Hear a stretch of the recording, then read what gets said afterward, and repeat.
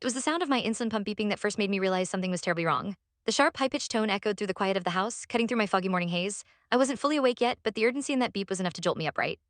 I checked the time, 7:15 a.m. I'd been up late the night before changing out the insulin cartridge and preparing for the next day, so why was my insulin pump already empty? The numbers on the display didn't make sense. It was supposed to last much longer than this.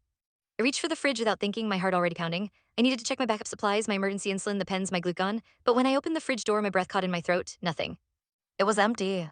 The whole fridge, gone. No insulin, no backup pens, no vials, nothing that I needed to survive. I felt a pit form in my stomach as panic began to claw its way up from my chest. No, this couldn't be happening. Not now, not like this. I turned toward the kitchen, desperate to find any sign of the insulin I needed. There was no way I'd misplaced it, no way I'd used it all. I never would have let it come to this. But as I scanned the counters, the shelves, every corner of the kitchen, I knew something was horribly wrong. And then I saw her. Jade. She was sitting at the kitchen table, her coffee cup held in her hands, her expression unreadable. When she looked up and saw me standing there, her lips curled into a knowing smile. You looking for something? She asked, her voice calm, almost too calm. I didn't answer immediately. The beeping from my insulin pump continued to echo through the kitchen, growing louder in the silence. The sound felt like a countdown. I was running out of time. My blood sugar would climb rapidly without my insulin, and the worst part was I had no idea how long I had before the worst would happen. Where is it? I forced out, my voice shaking. Where's my insulin, Jade? She tilted her head slightly, feigning confusion. What do you mean? Isn't it in the fridge where it always is? I closed my eyes for a moment, trying to calm myself. I needed to think clearly. The reality of the situation was starting to sink in, and it hit me like a punch to the gut. This wasn't just a mistake or an oversight. Jade had done this on purpose. My sister, the one person who I thought would always have my back, had taken my insulin. Jade, I said, my voice rising with frustration, I need it, give it back. Her eyes narrowed slightly, and for the first time, I noticed something in her gaze, something I hadn't seen before, a coldness, a kind of satisfaction. She stood up slowly, placing her coffee cup on the counter. I don't know what you're talking about, she said, her tone casual, almost dismissive. Maybe you left it somewhere else. You're always misplacing things, aren't you? I was already shaking with the beginnings of a high blood sugar spike. The dizziness started to set in, followed by the burning thirst. No, I can't lose control, not now. I turned toward the pantry, desperately searching for any hidden supplies, but there was nothing, not even a single vial of insulin. Jade, I said again, my voice cracking. I'm serious, this isn't funny anymore, give it back. She didn't move. Instead, she walked slowly over to the sink, her movements deliberate. The smile that had played on her lips before was gone now, replaced with something darker. She pulled out one of my insulin vials and held it in front of her, dangling it over the sink like a cruel joke. You want it? She said, her voice low. Well, here's the thing, if I can't have diabetes, neither can you. I froze. The words didn't make sense at first. My mind was too clouded with fear and confusion to process them properly, but as they sunk in, the weight of them hit me like a ton of bricks. Jade wasn't just being careless, she wasn't just playing some twisted prank, she was sabotaging me. My heart raced, but my body felt like it was slowing down, like my organs were already starting to shut down. The dizziness grew stronger, and I knew deep down that I didn't have long before my blood sugar shot up too high. Without insulin, I would go into diabetic. I could slip into a coma and die if I didn't get help soon. I stumbled toward Jade, my body fighting against the rising tide of nausea. Please don't do this, I need it to live. But she didn't move. She just held the insulin vial in front of her, her eyes cold and unblinking. You always get the attention, don't you? She said, her voice tinged with bitterness. Everyone's always worried about you, always making sure you're okay. What about me, huh? What about what I need? I felt my chest tighten. This wasn't about me being sick. It wasn't about me needing attention. This was about Jade's jealousy, her deep-seated resentment that had been building for years. You're not sick, I whispered, my throat dry. You're just jealous. You don't understand what it's like to live like this. I didn't ask for this. I didn't choose it. They laughed, a short, bitter sound. Oh, I understand more than you think, she said. You think everyone cares about your condition, but it's not about that, is it? It's about being needed. You need people to take care of you. You need them to worry. And it's been like that since you were 8 years old. You get all the attention because you're sick, but I'm done with it. Her words hung in the air, heavy with spite. The tension in the room was suffocating. The beeping of my insulin pump was louder now, like an alarm signaling that I was running out of time. And Jade, she wasn't done. She stood there holding the insulin vial over the sink, daring me to do something, anything, but I couldn't, I was too weak. Choose, Jade said, her voice cold and measured. Admit you've been helping me fake it all along. Admit that you've been teaching me how to act like you, and maybe I'll give you back your insulin, if not. She didn't finish the sentence, but she didn't need to. I already knew what would happen. Without insulin, my blood sugar would climb rapidly, my organs would start to fail, and I would be dead in hours. All because my sister, my own sister, was jealous of me. I was trapped, there was no way out. And that's when I realized Jade wasn't just playing a game, she was willing to kill me to win it. I never thought I would find myself in this situation, but looking back, there were so many moments when the cracks in our relationship should have been more obvious. The warning signs, the little things Jade did, the way our parents treated us differently, I should have seen it coming. And I was diagnosed with type 1 diabetes at the age of 8, my world became something different. My entire reality shifted from being just another kid to being the sick kid, the one who required constant care and attention. At first, it felt like a normal part of growing up. Kids get colds, scrapes, bruises, and sometimes they even get diagnosed with illnesses. But this was permanent. This was a condition that would define my life for as long as I could remember. Hated it. I hated the tests, the injections, the constant checking of blood sugar, the meal restrictions. But what I hated the most was the way people looked at me when I told them I had diabetes. It wasn't pity that bothered me, it was the way people treated me like I was fragile, the way they gave me extra attention like I was somehow less capable than the rest of the world. But that's not where the real trouble started, it started with Jade. Jade was 5 years older than me. She was the golden child, the one who always excelled at everything she did. She was smart, athletic, charming, everything our parents wanted in a child, and then I came along. I was the sick one, not at first, but I soon became the one who needed constant care. My health, my blood sugar, my insulin levels, they took center stage, and that didn't sit well with Jade. First, she was sweet about it in her own way. She would help me with my glucose meter even if it meant she was silently resenting the fact that I had to stop and test every time before meals. She'd offer to get me juice when I was low, but I could feel the resentment simmering under her smile. She didn't understand it. How could she? How could someone who was so healthy understand what it was like to be constantly reminded that your body is broken? I didn't notice how deep her resentment ran until I overheard my parents talking one night after I had a particularly bad night with low blood sugar. I was sitting on the stairs, too tired to climb up to bed, and I heard their voices coming from the kitchen. I just don't know what to do, Mark, Mom was saying, her voice shaky, filled with exhaustion. It's like every time he's sick, she pulls us all in and Jade gets pushed aside. I didn't mean to eavesdrop, but the words hit me like a slap. Jade was jealous of me. I know, Dad's voice came through, but what else can we do? We have to focus on her right now. She's only 8 and this is serious. Of course it is, Mom said softly, but what about Jade? She's struggling too, I can see the way she looks at her sister. I think she's starting to feel invisible. I didn't know what to say. I never thought about it like that. I never realized that my diabetes had made Jade feel left out, overshadowed by the constant care and attention I received. To me, it was my life. It was what I had to deal with every single day. But to her, it was something else entirely. The words were like a knife turning in my gut. I had always tried to be strong for Jade. I didn't want her to feel like I was the one causing a problem, but hearing that my parents hadn't even noticed her growing resentment made me question everything. It was as though I had been so consumed with my own illness that I never saw how much it was affecting her. It wasn't long before Jade started acting out. Little things at first. She would hide my glucose meter before meals and then accuse me of losing it. I would have to search the whole house, my hands shaking from the stress of not knowing if I had enough insulin to get through the day. Then there was the juice box incident. One afternoon, I'd been feeling unusually weak after a long day at school, and I knew my blood sugar was low. I had already tested myself and found it was dangerously low, so I went to the fridge to grab a juice box, the one thing that would help stabilize me. But when I opened the fridge, it was gone. I remember calling out to Jade, "Did you take the juice box from the fridge?" She walked into the kitchen, her eyes avoiding mine. "I don't know what you're talking about." But I could tell by the way her voice wavered that she was lying. I searched the house, feeling more and more desperate with each passing second. My body was starting to feel weak again and I couldn't think straight. After what felt like an eternity, I found the juice box in her room. It was half empty, sitting on her desk like it was some kind of trophy. "Jade," I screamed, my frustration boiling over, "why did you take it?" She just shrugged, her face unreadable. "Maybe you should be more careful next time." The real breaking point came on a family trip, a trip I will never forget. We were going to cabin for the weekend. It should have been a nice break from the stress of daily life. I was excited but also anxious because I had to carefully manage my insulin levels. I packed everything I needed, my insulin vials, my glucose meter, my backup pens, and double-checked everything before we left. When we arrived, everything seemed fine at first, but when we unpacked, I realized something was missing: my insulin. I frantically searched the car, my bag, the cabin itself, but it was gone. "Jade, where's my insulin?" I asked, trying to keep my voice steady. She was sitting on the couch, her legs crossed, a smirk playing on her lips. "Maybe you left it at home." I knew she was lying. I could feel it in my gut, and that's when I realized she had thrown it away. My insulin, the one thing that kept me alive, was gone. The panic set in almost immediately. I could feel the symptoms of my blood sugar climbing: dizziness, nausea, and unbearable thirst, but Jade just watched me with cold, calculating eyes. "You're overreacting," she said, rolling her eyes. "Just wait until we get home and you can get your insulin then." But it wasn't that simple. Without insulin, I would be in serious danger. My blood sugar would keep rising, and if I didn't get help soon, I could slip into diabetic. I would need an ambulance, but we were in the middle of nowhere. That was the moment it hit me. My sister wasn't just annoyed by me. She was actively trying to make my life harder. She was sabotaging me. It wasn't just a one-time thing. Over the next few years, Jade's behavior became more aggressive. She would hide my medical supplies, accuse me of faking symptoms, and create scenes in front of friends and family, and no one noticed. No one saw the damage she was doing, not even our parents. But I couldn't stay silent anymore. I couldn't let her get away with this.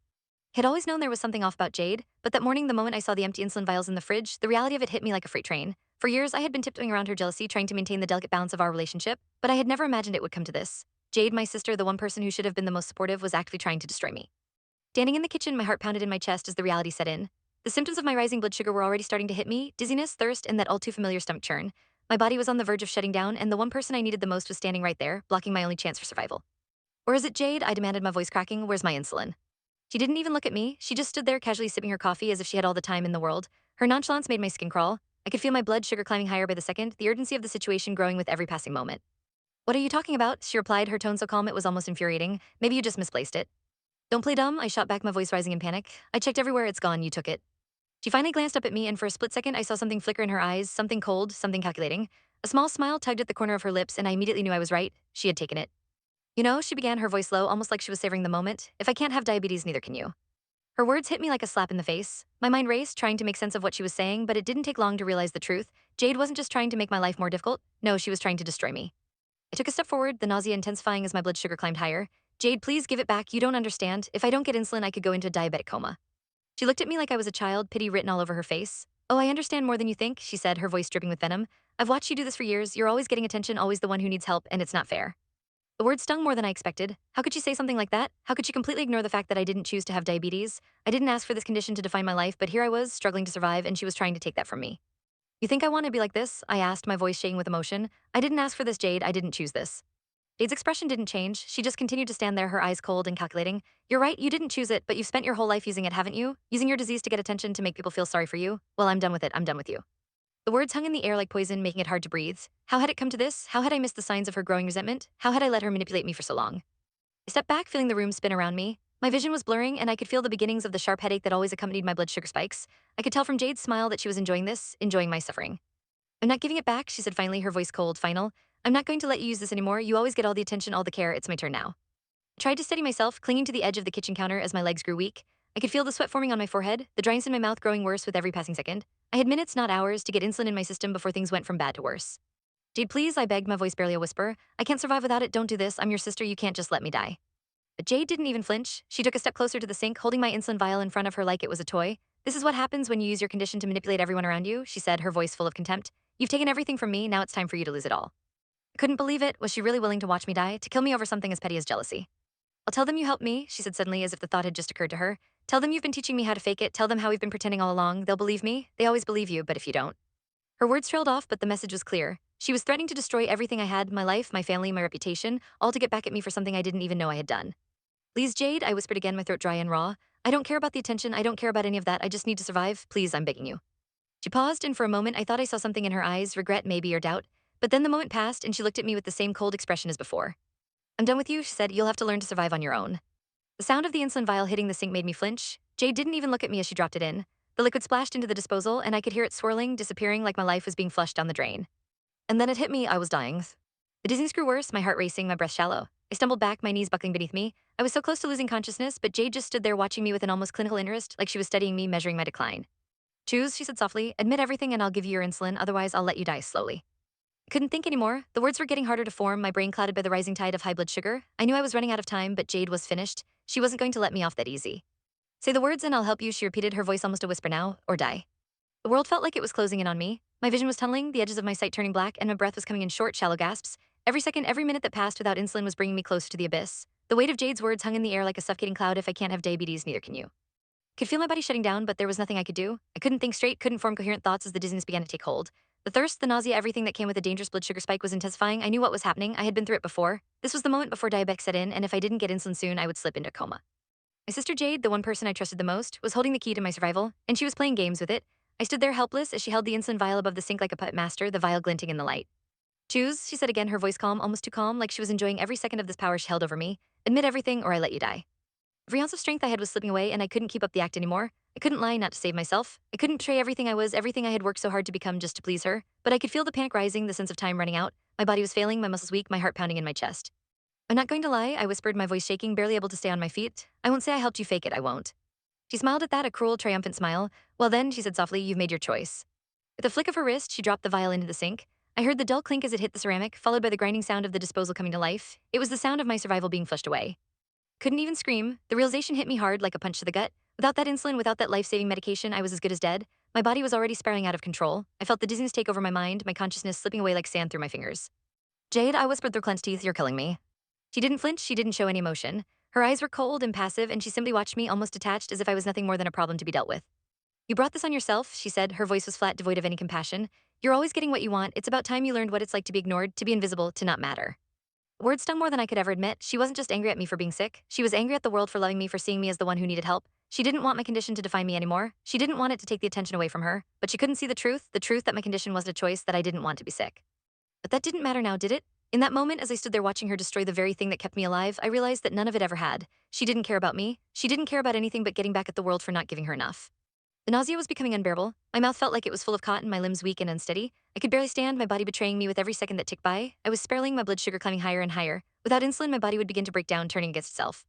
I could feel the sharpness of the pain in my chest now. The pressure was growing, like my organs were slowly starting to shut down. My breathing was shallow, my vision almost completely gone. And still Jade just watched. She didn't move, she didn't care. At that moment, everything went blurry, and I could feel myself collapsing, the world spinning violently. My legs gave out from under me, and I fell to the floor with a sickening thud. I could hear Jade's footsteps retreating in the background, the sound of her leaving me to die echoing in my ears. But I couldn't hold on any longer. My body was no longer responding. I could taste the acidic sweetness of my own blood building in my throat. My organs were screaming for help, but no one was coming.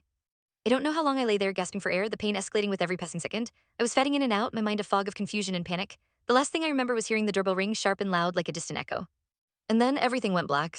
Somehow I woke up. The bright fluorescent lights above me felt like a shock to my senses, and I flinched, my head pounding. The air smelled sterile, clean, and it made me want to gag. I blinked a few times, trying to clear my vision, trying to focus on what was happening. Took me a moment to realize where I was. I was in a hospital room, IVs running into my arm, monitors beeping around me. My body ached like I'd been run over by a truck. But I wasn't alone. Mom and Dad were standing by my bed, their faces pale with worry. My mom's hand was clutching mine, her fingers trembling. She looked like she had been crying. My dad was packing back and forth, his face a mask of disbelief. W, what happened? I croaked, my voice hoarse and weak. Mom's face crumpled and she let out a sob. We thought we lost you, honey. Your blood sugar was dangerously high. You were in diabetic. We didn't know what to do, we thought. It was Jade, I said, my throat thick with emotion. The realization hit me again hard and I couldn't stop the tears from welling in my eyes. It was Jade. She took my insulin. My dad's face turned a shade of red I had never seen before. His voice cracked as he spoke, barely able to contain his anger. What are you talking about? What did she do? Explained as best I could, my body weak and my voice barely above a whisper, but the more I spoke, the more the realization hit them both like a ton of bricks. It was Jade, it had always been Jade. The sabotage, the manipulation, she had been willing to let me die just to hurt me, to take everything I had worked for, to take my health and make it hers. She had done it out of jealousy, out of spite, and I had almost paid the ultimate price for it. Waking up in that sterile hospital room was like coming back from the dead. It was disorienting, painful, and in a strange way comforting, but it wasn't the relief of being safe that lingered. No, it was the weight of what had almost happened, the realization that my sister, the person I trusted the most, had pushed me to the brink of death out of sheer jealousy. The moment I woke up, I could feel the tenderness in my body, the dehydration from the severe high blood sugar, and the uncomfortable tightness in my throat. I wanted to speak, but my voice felt like gravel. Every breath was labored, and my skin felt clammy, as if my body was still recovering from the shock of what had almost been the end of me. Mom's face was the first thing I saw when I opened my eyes fully. She was sitting beside me, her hand gripping mine, her fingers trembling. The worried lines etched into her face were deep, and her eyes were red from crying. She hadn't let go of my hand for even a moment. You're awake, she said softly, like she wasn't entirely sure it was real. I thought we were going to lose you, sweetheart. Tried to respond, but my voice was barely a whisper. I couldn't think straight. I was so weak, everything felt like it was slipping through my fingers. Jade, I croaked, the name leaving my lips like poison. Mom stiffened at the mention of her name. What about Jade? I could see the confusion and fear in her eyes as I struggled to sit up, still tangled in the IV lines. She took it, my insulin, she destroyed it, she. My voice broke. The words I was trying to say felt like they were stuck, trapped somewhere in my throat. Everything about what had happened felt surreal. How could Jade, my own sister, do this to me? I wasn't ready to process the full gravity of it yet, but I could see the horror on my parents' faces as they began to piece the story together. Dad had been packing the room, and when I mentioned Jade, he froze. His face turned ashen, his breath caught. He'd been the calm one, the protector in our family, but now he was unraveling too. What do you mean? He asked, his voice cracking. She did what? Mom wiped her face with the back of her hand, and her voice shook with disbelief. Jade would never, you're saying Jade did this to you. And nodded weakly. She did. She sabotaged me. She took my insulin, flushed it, and watched me die slowly.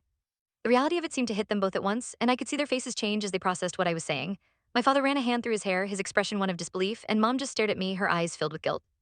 I could feel the fog of the situation clearing, and the memory of it all rushed back to me in vivid detail. Jade standing over the sink, smiling coldly as she flushed my life away. The cruel ultimatum, admit it or die. It was almost too much to bear. As I lay there trying to recover, the door to my hospital room opened slowly, and a nurse came in, her presence almost a relief. She had a kind smile, and when she noticed how weak I was, she immediately approached, checking the IV lines and making sure everything was in order.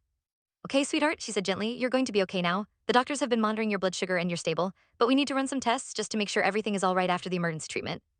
I nodded slowly, feeling like a shell of myself. They had pumped me full of fluids, administered emergency insulin, and done everything they could to stabilize me in the ambulance. Still, there was a lingering sense of danger, the kind that comes with knowing you've been moments away from death. The nurse did a few checks on my vitals and then gave me a soft smile. We'll also need to do some imaging, just to be sure there are no other underlying issues from the extreme high blood sugar. It's routine, but it's necessary. I barely heard her. My mind was still reeling from the conversation with my parents. How could Jade have done this? How could she betray me like that? The nurse left the room, and the silence between my parents and me hung heavy in the air. My dad cleared his throat as if trying to find the right words, but there weren't any. He didn't know what to say. None of us did. I don't understand, Mom finally whispered, her voice trembling. How did she even get your insulin? Why would she do this? I closed my eyes, trying to gather the strength to speak. She was jealous, I said quietly. She always has been. It started with the attention I got when I was diagnosed, the sympathy from everyone. I think she hated it. She hated the fact that I was the one who needed help and she was left in the background. Mom nodded slowly, digesting the truth, but this is something else. Dad ran a hand over his face, exhaustion written all over him. We never saw it. We never saw how deep her jealousy went. I could hear the regret in his voice, the guilt. They had tried to do everything right to give us both what we needed, but they hadn't seen the monster growing in the shadows. They hadn't seen Jade's anger festering into something far more dangerous than a sibling rivalry. I wanted to say something, wanted to comfort them, but I couldn't. I was too weak. The physical toll on my body was immense, and it was hard to focus on anything other than the slow burn of my recovery. Ann leaned over and kissed my forehead, her touch soft and gentle. We'll fix this, she whispered. We'll fix everything. I wanted to believe her. I wanted to think that everything would go back to normal, that I could somehow trust Jade again, but I knew deep down that the damage had been done. There was no going back. Later that afternoon, the doctors came in for more tests. They hooked me up to machines, did x-rays to make sure there was no damage to my organs, and ran blood work to see how much the high blood sugar had affected me. I felt like a specimen in a lab, a mere subject in someone else's experiment.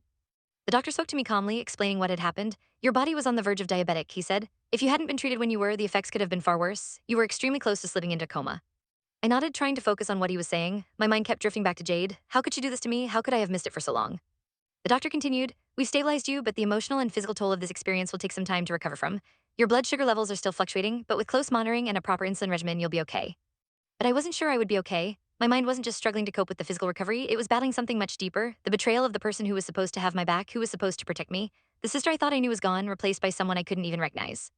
The hospital staff continued their work, checking on me frequently, but my parents were silent, lost in their thoughts. They were trying to process everything I had told them, trying to piece together the destruction Jade had caused. But for now, I was trapped in a hospital bed, clinging to the fragile thread of survival while the storm outside raged on. The days that followed my hospital stay were like a blur, a constant cycle of doctors, nurses, and the relentless beeping of machines monitoring my recovery.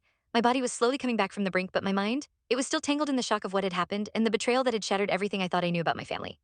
Worst part was that I still didn't know what would happen next. Would Jade come to see me? Would she apologize, try to make things right? Part of me thought that maybe, just maybe, she didn't mean for things to go this far, but the other part of me, the part that had seen the coldness in her eyes when she flushed my insulin down the drain, knew better. She had done this on purpose, and she wouldn't stop until she had control. Truth was clear now. She wanted to break me. She wanted to ruin my life because she was jealous, jealous of me, of my condition, of the attention I got when my blood sugar dropped when I was hospitalized. She couldn't stand the fact that I needed help and she didn't. It wasn't just sibling rivalry anymore, it was something much darker. I was lying in bed, my mind spinning, when the door to my hospital room creaked open. I had been hoping it would be my parents hopping for comfort, but when I turned to see who it was, my heart skipped a beat. It wasn't my parents. It was Aunt Carol. Aunt Carol was my mother's younger sister, someone I always thought of as a safe harbor. She was the kind of person who knew when something was wrong, who always knew how to make you feel better even in the darkest moments. She had been there for me when I was first diagnosed, helping me manage my condition, giving me advice when I was too overwhelmed to understand everything. She didn't hesitate as she walked toward my bed, her face a mask of concern. "Hey there, sweetie," she said gently, her voice full of warmth. "How are you feeling?" "I'm okay," I lied, my voice hoarse. I didn't want to admit how much pain I was in, both physically and emotionally. It's been a rough few days. She sat down beside me, her eyes softening as she looked at me. "I know, your mom called me last night. I couldn't believe what I was hearing, honey. I had no idea it had gotten so bad." I swallowed hard, trying to fight the emotions threatening to spill over. "I don't even know what to think anymore," I confessed, my voice barely above a whisper. "Jade, she destroyed my insulin. She almost killed me, Aunt Carol." Aunt Carol's face darkened. Her usual calm demeanor faltered for just a moment. "I know, sweetheart, I know, but you're not alone in this. Your parents are devastated, but they're not the only ones who care about you." I felt a lump rise in my throat, and for a moment I wanted to collapse into Aunt Carol's arms. She was always there when things felt like they were falling apart, but today, nothing felt safe. "You don't understand," I said, my voice shaking now. "She wasn't just being mean, she wanted me to die." Aunt Carol's eyes widened and her voice dropped low as she leaned in. "What do you mean?" I took a deep breath and began to explain everything, from the subtle sabotage over the years to the devastating betrayal in the kitchen. I told her how Jade had stood over me, holding my life-saving insulin in her hands, offering me an ultimatum, how she had used my condition as a weapon, as a way to control me. When I finished, Aunt Carol didn't say anything at first. She just stared at me, her expression unreadable. Finally, she spoke, her voice full of quiet conviction. "Jade has been manipulating all of us," she said. "She's been jealous of you for so long, but this," she shook her head, her eyes hardening, "this goes beyond jealousy. This is abuse. She's abusing you and she's getting away with it." I felt a chill run down my spine, the words hung in the air, heavy and real. I had been too afraid to say them out loud, but Aunt Carol had no hesitation. She was right. Jade had crossed a line. There was no going back from this. "I'm scared, Aunt Carol," I whispered. "I don't know how to fix this. How can I ever trust her again?" Aunt Carol reached for my hand, holding it tightly in hers. "You don't have to fix it. You have to stand up for yourself. You can't let her get away with this. She has to face the consequences." But I hesitated, my thoughts spinning. What if mom and dad don't believe me? What if they think I'm exaggerating or just overreacting? Aunt Carol gave me a stern look. "They have to believe you. They have no choice. What Jade did was deliberate. She crossed a line, and it's not just about your health, it's about your life. This isn't something you just sweep under the rug." I could see the fire in her eyes. She was right. This wasn't just some family drama. This was about something far bigger, something that threatened not just my health, but my sense of safety, my ability to trust anyone. Aunt Carol didn't pull any punches. "You need to tell your parents everything, and you need to make it clear that this kind of behavior cannot continue. If they don't act, if they don't hold Jade accountable, then you need to protect yourself. Don't let her get away with this." Her words echoed in my head, and for the first time since I'd woken up in the hospital, I felt like I could breathe again. The weight of my fear and doubt began to lift just a little. Jade might have almost broken me, but Aunt Carol was right. I was powerless. I could still fight. But before I could say anything more, the door to my room opened again, and this time it was Mom and Dad. The moment they stepped inside, I saw their faces, their exhausted, red-rimmed eyes. They had been up all night, torn between disbelief and guilt. "Sweetheart," Mom's voice cracked as she stepped forward, her arms open, desperate to hold me, to comfort me. But there was hesitation in her step, a reluctance to acknowledge what had happened. I didn't wait for her to reach me. I spoke first, my voice stronger now, more determined. "Mom, Dad, I need you to listen. I need you to believe me. Jade, she tried to kill me." The room went still. For a moment, no one spoke. Mom and Dad stood frozen, the weight of my words hanging heavily in the air. "Jade took my insulin," I continued, more forceful now. "She did it on purpose. She wanted me to die." The silence stretched on, but Aunt Carol spoke up, her voice unwavering. "It's true. She's been manipulating all of you. She's been using this condition as a way to control her, to make herself feel more important." Mom took a shaky breath. I don't know what to say. I had no idea she was capable of something like this. "Neither did I," Dad added, his voice tight with guilt. "But I'm going to fix this. I'm going to make sure she doesn't get away with it." I saw something in their eyes then, something that hadn't been there before. They were finally starting to understand the full extent of what Jade had done. They had to see it now. There was no denying it anymore. Strange how quickly everything can change. One moment you're just trying to survive, just trying to keep your body from shutting down, and the next you're facing the consequences of someone else's actions. The truth had finally come out. Jade's manipulation, her jealousy, her willingness to destroy me to get what she wanted, it was all laid bare. But now the question was, what happens next? The following days after I woke up in the hospital were filled with a blur of emotions. Physical recovery was one thing, but emotional healing, that was something entirely different. My body might have been getting stronger, but my heart, my trust, that would take time, so much time. Mom and Dad tried to keep things calm, trying to make sense of what had happened, but I could see how deeply this had shaken them. They had failed me. They had failed to see Jade's jealousy and the lengths she was willing to go to make me suffer. I didn't want to hold it against them. They were only human after all, but the fact remained, this betrayal had broken something inside me, something I wasn't sure could ever be fixed.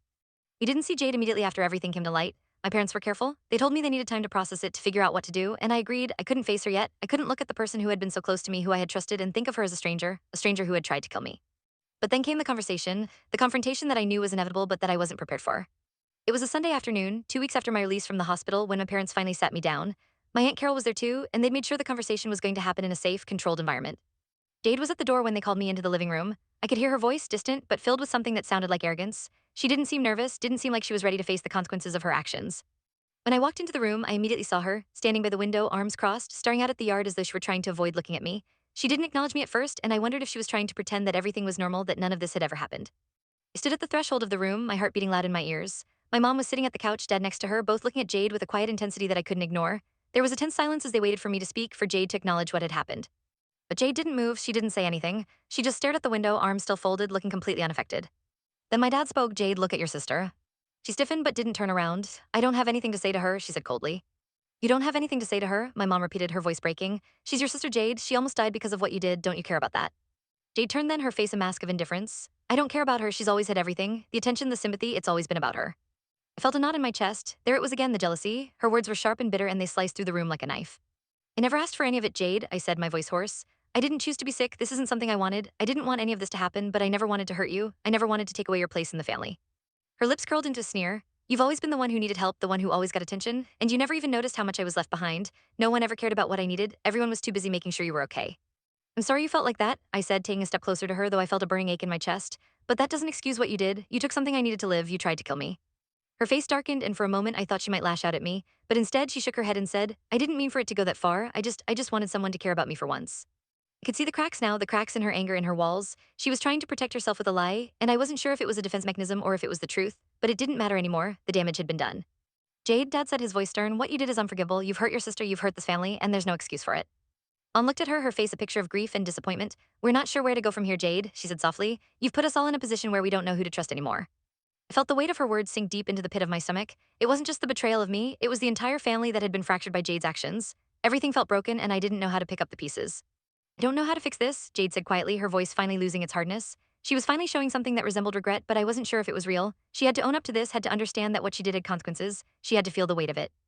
Ann took a deep breath, wiping her eyes. We need therapy as a family to fix this, to understand what went wrong, to fix the damage if it's even possible. I felt the tears come, but I held them back. I didn't know if I could ever trust Jade again. I didn't know if I could ever feel safe in my own home, in my own family again. But for the first time since this all started, I knew there was hope. My family was finally facing the truth. We were finally confronting the damage that had been done. Jade had betrayed me, but now it was time for the healing to begin. It wasn't going to be easy. It wasn't going to be quick. But with therapy, with accountability, and with time, maybe, just maybe, I could rebuild what was broken.